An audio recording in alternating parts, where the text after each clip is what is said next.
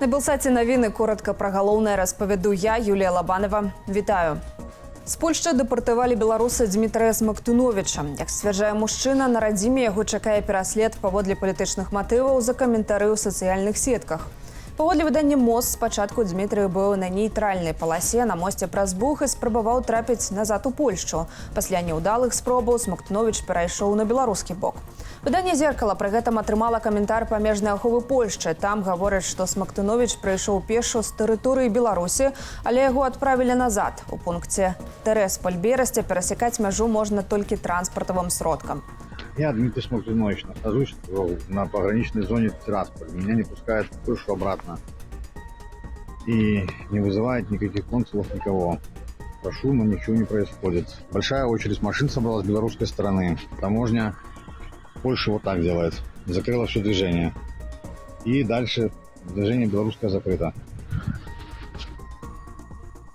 Падчас высвятлення сітуацыі са Смоктуновичам памежны пункт Тересполь-Бересте закрывалі. Як сцвярджае жонка мужчыны, напярэдадні ў Беластоку яго спынілі паліцыянты для правярання дакументаў. Высветлілася, што ў Смоктуновича анулявалі літоўскі від на жыхарства з той прычыны, што ў 2003 годзе ён працаваў дзяжурным у беларускай папраўчай калоніі. Ануляваны літоўскі ВНЖ і стаўся адной з прычынаў дэпартацыі з Польшчы. Паводле выдання «Мост», другой прычынай магло паслужыць тое, што летась Дмітрый удзельнічаў у транспартаванні мігрантаў, якія нелегальна траплялі з Польшчы ў Беларусь. Тады яго арыштавалі польскія службы. Мужчына супрацоўнічаў са следствам, у выніку судзімасць была пагашаная. У Польшчы ў Дмітрыя засталася жонка і трое дзяцей. Сустрэча з дыпламатамі краінаў Вялікай сямёркі і амерыканскімі сенатарамі. Святлана Ціханаўская абмеркавала, між іншага, міжнароднае падтрыманне для Беларусі, ціск на рэжым Лукашэнкі дзеля вызвалення палітвязняў і правядзення свабодных выбараў. Абраная прэзідэнтка Беларусі працягвае свой візіт у ЗША. Ціханаўская сустрэлася і з былою спікеркаю Палаты прадстаўнікоў ЗША Нэнсі Пелоусі. Яна падзякавала палітычнай дзеячцы за салідарнасць і абмеркавала з ёю неабходнасць прыняцця акту аб дэмакратыі ў Беларусі. Перамовы адбыліся таксама з сенатарамі Джин Шагін, Дыкам Дэрбінам і Пітерам Уэлчам. Падчас візіту Святланы Ціханаўскай у ЗША, што працягнецца да 13 чэрвеня, чакаецца ейны выступ у Кангрэсе. Там абмяркуюць праблему палітвязняў. Незалежнае аб'яднанне медыкаў «Белыя халаты» паведамляе пра звальненне ў больніцы хуткай медычнай дапамогі ў Віцебску. Яны адбыліся пасля таго, як у медычнай установе прайшло правяранне ў справе надання тэрміновай дапамогі. Праверачную камісію узначальвала Ірына Абельская, галоўная доктарка Рэспубліканскага клінічнага медычнага цэнтру кіраўніцтва справамі Лукашэнкі і меркаваная маці Мікалая Лукашэнкі. Пасадаў пазбавілі галоўнага доктара больніцы хуткай медычнай дапамогі Андрэя Захарова, галоўную медсястру Надзею Рыбалку, загадчыка аддзялення анестэзіялогіі і рэанімацыі Васіля Мусійчука, выканальнікам абавязкаў галоўнага доктара прызначылі намесніка ў медычнай частцы Александра Віннікава. Кіроўцы няма. Гэтак наступствы ДТЗ бліз Марыйнай горкі пракаментаваў відавочца. Аварыя здарылася на трасе Менск-Гомель. Грузавік уехаў проста ў апору мосту. ДАІ перакрыла на трасе рух. Меркавана аварыя адбылася о 9 раніцы. Кабіна грузавіка вельмі моцна дэфармаваная, раскіданая з месціва кузава. На месцы працавалі машыны МНС і медыкі. Кіроўца грузавіка загінуў. Урачыстае развітанне з 21-гадовым польскім вайскоўцам Матэушам Сітыкам, які памёр у выніку атакі мігранта на мяжы з Беларусю, праходзіць сёння ў вёсцы Новы Любель Мазавецкага ваяводства. Адпяваюць жаўнера ў касцёле Святой Ганны. Сям'я загінулага прасіла медыі не прысутнічаць на цырымоніі. 28 траўня на жаўнера напаў мігрант, які ў складзе вялікай групы спрабаваў незаконна перасекчы мяжу з боку Беларусі. Нападнік меў пры сабе прымацаваны на палцы нож, якім ён і параніў вайскоўца. Матэуша Сітыка шпіталізавалі, ён быў у коме і памёр 6 чэрвеня. Пастановою міністра абароны Польшчы жаўнера пасмяротна павысілі ў званне да старэйшага сяржанта і ўзнагародзілі залатым медалём за заслугі ў абароне краіны.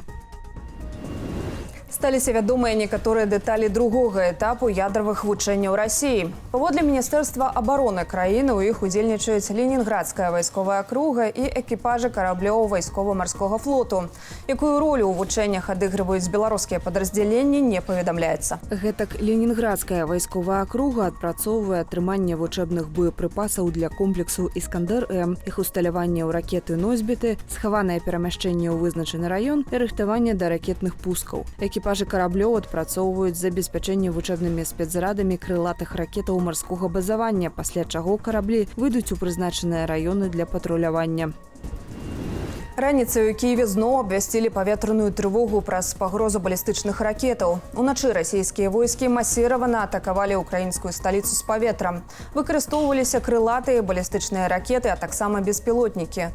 У Кіевскай вобласці, прынамсі, адна асоба атрымала раненні, пашкоджаныя прамысловыя аб'екты ды іншыя збудаванні.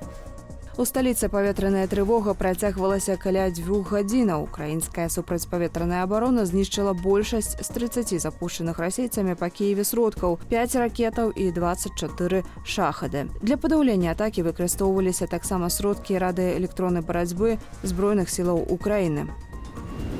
Украіна атрымае яшчэ адну сістэму «Пэтрыат». Адпраўку ухваліў прэзідэнт ЗША Джо Байден. Пра гэта паведаміла выданне «Нью-Йорк Таймс» са спасылкаю на прадстаўнікоў амерыканскай адміністрацыі і вайскоўцаў.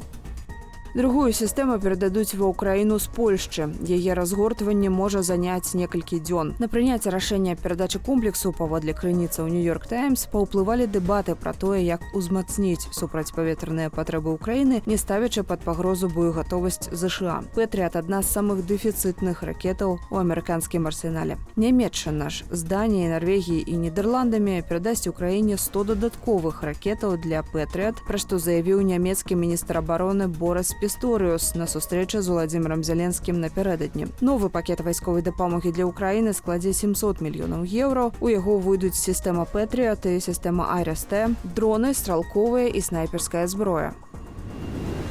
Суд прысяжных прызнаў вінаватым сына прэзідэнта ЗША Джо Байдена Гантера Байдена паводле ўсіх 3 пунктаў выстаўленага яму абвінавачання. Сутнасць у тым, што 6 гадоў таму Гантер валодаў пісталетам, будучы спажыўцом забароненых наркотыкаў. Ён схаваў інфармацыю пра залежнасць, атрымліваючы ліцэнзію на зброю.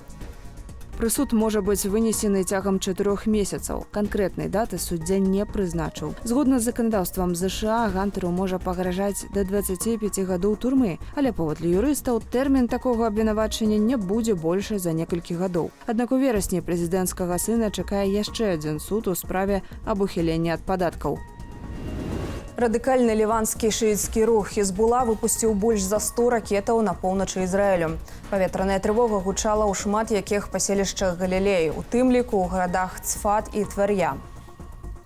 Паводле ізраільскага боку, каля 90 выпушчаных Хізбулою ракетаў трапілі ў паветраную прастору Ізраілю. Частку з іх перахапіла сістэма паветранай абароны «Жалезны купал». Рэшта ўпала і выклікала пажары. Пра пацярпелых або загінулых інфармацыі няма. За некалькі гадзінаў да атакі стала вядома пра ракетны ўдар Ізраілю па поўдню Лівану, у выніку чаго быў зліквідаваны высокапастаўлены камандзір Хізбулы Талеб Самі Абдала. Паводле арабскай рэдакцыі тэлеканалу Sky News, разам з Талебам загінулі яшчэ як мінімум 3 камандзіры руху Хізбула. У Гомлі дзеці надумалі цікава выкарыстаць наступствы моцнай залевы, што прайшла напярэдадні ў абласным цэнтры. Вялікая лужына ператварылася для іх у сапраўдную сажалку. Без каментара.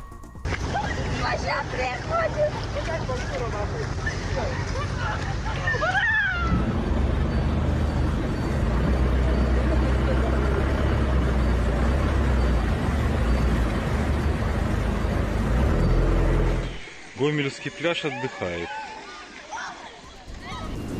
І гэта ўсе навіны ў кароткім аглядзе. Падсумаванне інфармацыйнай карціны дня глядзіце ў аб'ектыве о 20:00. Заставайцеся з Белсатам.